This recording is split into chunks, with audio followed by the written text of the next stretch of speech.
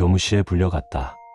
준식이가 내 가방에 숨겨둔 담배를 담임한테 걸려서 담임은 잠시 주위를 살피다 이내 노발대발하고 제 분을 못 이겨 책상을 내려치기도 했다. 딱히 변명은 안 했다. 저 새끼는 알면서도 그냥 내게 대충 덮어 씌우고 끝낼 작정일 테니 이해는 된다. 나 같아도 엄마는 의사에 아빠는 정치인인 자식보다 고아 새끼가 만만했겠지. 그래도 화는 난다. 학교에 입학한 이후로 처음 받는 벌점이었지만 무시할 수 없는 양이 날아왔다. 딱히 생기부에 직접적으로 새겨지는 부분은 아니었으나 한 달에 한 번꼴로 과벌점자들을 대상으로 열리는 징계위원회는 말이 달랐다.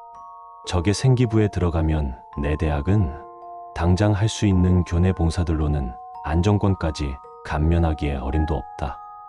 눈앞이 캄캄하다. 전교 회장이 찾아왔다. 왜일까? 썩 유쾌한 이유로 찾아온 건 아닐 거란 생각에 멀뚱멀뚱 쳐다만 봤다. 나리고등학교 심야 자율학습 도우미 신청서. 눈앞에 회장이 내민 종이가 팔랑거렸다. 과벌점자들이 너무 많아져서 신설된 교내 봉사 역할인데 너도 관심 있으면 해봤고 제출은 본교무실 강현우 선생님께 하면 돼. 회장은 사무적인 미소로 말을 갈무리하곤 반을 나섰다. 신청서를 읽어봤다. 야간 자율학습 이후로 시행되는 심야 자율학습 시간 동안 학우들의 학습 동태를 살피고 선생님을 도우며 함께 성장할 나리고등학교의 심야 자율학습 도우미를 모집합니다. 꼭 성실하고 시간 약속을 잘 지키며 활동할 수 있는 학생들이 신청하길 바랍니다. 그 밑으로는 도우미로 활동하면 받을 수 있는 상점에 대한 설명과 인적사항 기입란이 있다. 심야 자습 도우미는 여타 다른 교내 봉사들과 비교할 수 없을 만큼 좋은 조건이었다. 게다가 선착순 신청, 더 고민할 필요가 없었다. 부모님 서명을 대충 그럴싸해 보이게 휘갈기고 선생님께 제출하고 나서야 보통 신청서에 혈액형을 적었던가 싶었지만 준식이가 마중 나와준 덕에 금세 잊어버렸다. 그날 밤에 바로 나리고 심야자율학습 도우미 단톡방에 초대됐다. 강현우 선생님의 형식적인 인사말과 함께 주의사항과 조 명단이 적힌 이미지 파일 여러 개가 왔다. 잠깐 살피기만 했는데도 내용이 이상해서 잘못 보낸 건가 물어보려 했는데 곧바로 그냥 시키는 대로 하세요라고 날아와서 그만뒀다. 잠이나 자려고 누웠는데 맞은 곳이 쑤셔서 좀처럼 잠들 수 없었다. 난 최보영, 이강과 같은 조에 걸렸다. 둘은 나와 걸린 게 마음에 들지 않는 눈치였다. 대충 모르는 척을 하며 열쇠를 받아들고 심야 자습실로 향했다. 주의사항에 적힌 대로 앞문은 나무 판자로 죄다 막혀있고 뒷문에는 자물쇠 4개가 달려 있었다. 그동안 심야 자습을 안 해봐서 몰랐는데 밤에 보는 자습실은 꽤나 으스스했다. 이가은은 내가 문을 여는 한참 동안이나 전화로 무섭다며 우는 소리를 냈다. 아마 남자친구겠지. 문을 열고 불을 켰다. 다음은 자습실에 들어선 후 온도를 적절히 맞추어 둘 것. 자습실은 계절에 관계없이 온도가 바뀔 수 있음. 이 점 참고하여 학우들이 자습실 이용에 불편을 겪지 않도록 미리 온도를 조절해 둘 것. 마침 뒤에서 최보영이 여긴 왜 이렇게 추운 거냐며 신경질적인 목소리를 냈다. 확실히 지금이 9월인 걸 생각하면 이상한 일이지만 그냥 시키는 대로 히터를 최대로 틀어두었다. 그나저나 쟤네는 아마 주의사항 같은 건 안 읽어본 모양이었지. 됐다.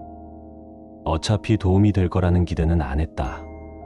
9시 25분 슬슬 학생들이 한 명씩 들어온다. 학생들이 들어오기 시작한다면 도우미들은 따로 비치된 의자에 앉아 있을 것. 의자는 자습실 전체를 한눈에 살피기 좋게끔 배치되어 있었다. 최보영은 곧바로 귀에 이어폰을 꽂아 넣었고 이가은은 전화를 끊으며 몇 번이나 아쉽다는 말과 사랑한다는 말을 반복했다. 나는 혹시나에 주의사항을 반복하여 읽었다. 특히 그 중에서도 3번과 같이 이상한 느낌이 드는 조항들 위주로.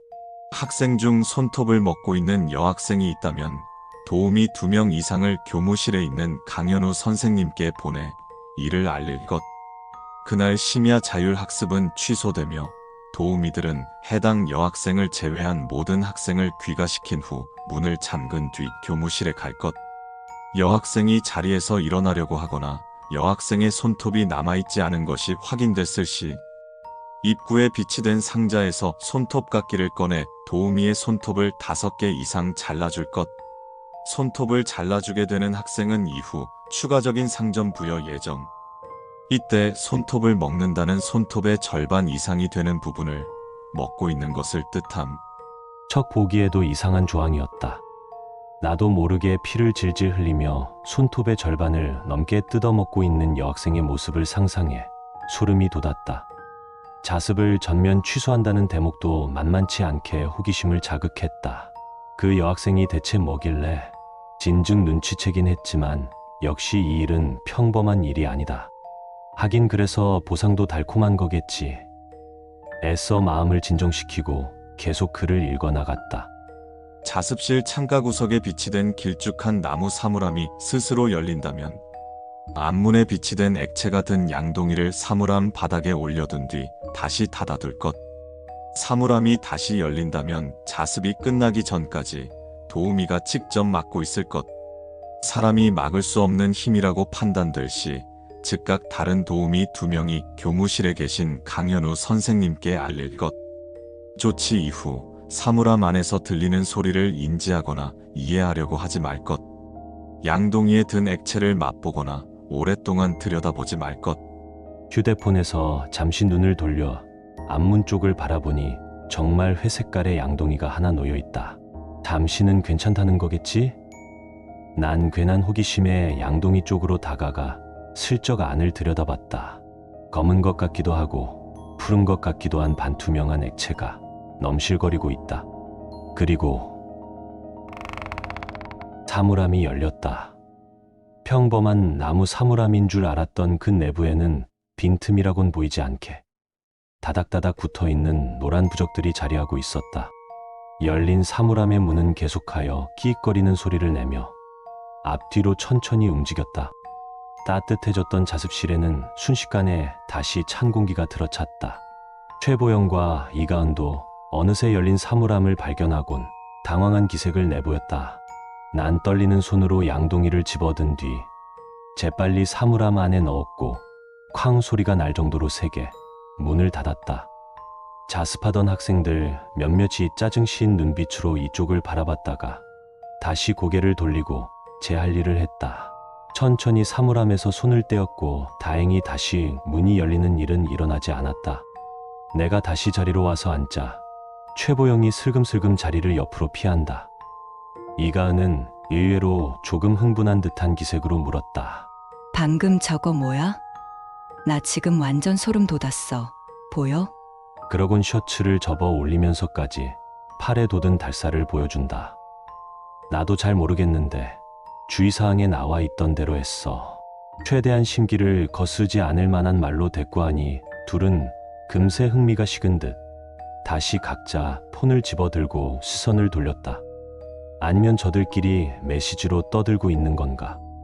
주의사항에서 가장 일어나지 않길 바랐던 일 중 하나가 방금 일어났다.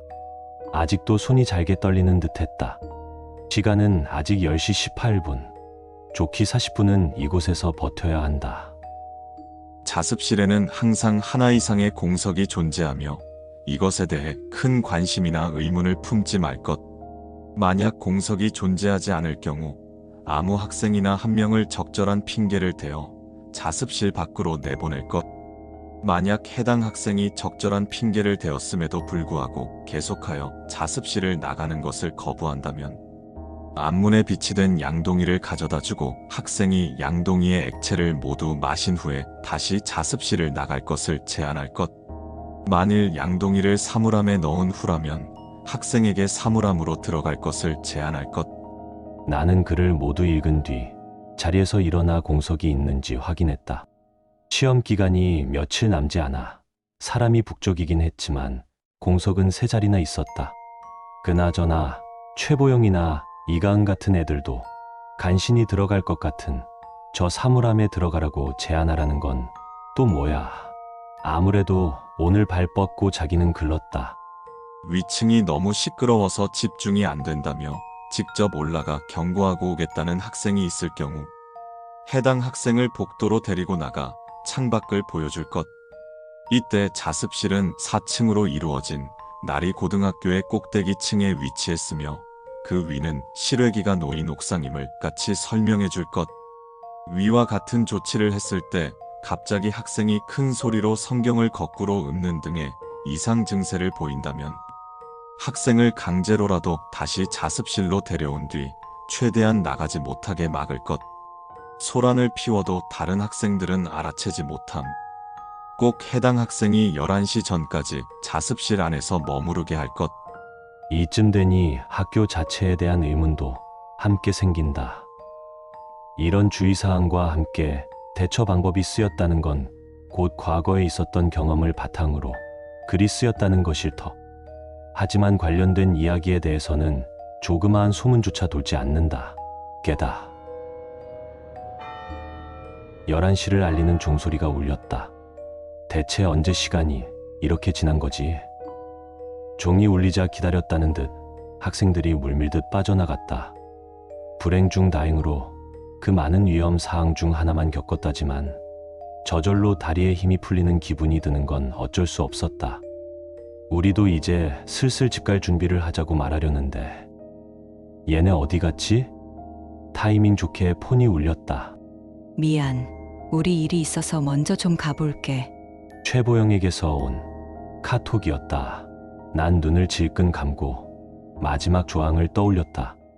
무슨 일이 있어도 자습실에 도우미 혼자 남지 말 것. 이거 열어주세요. 여기 나가도 되죠? 이거 숨 막혀. 풀어주세요. 사물함이 열린다.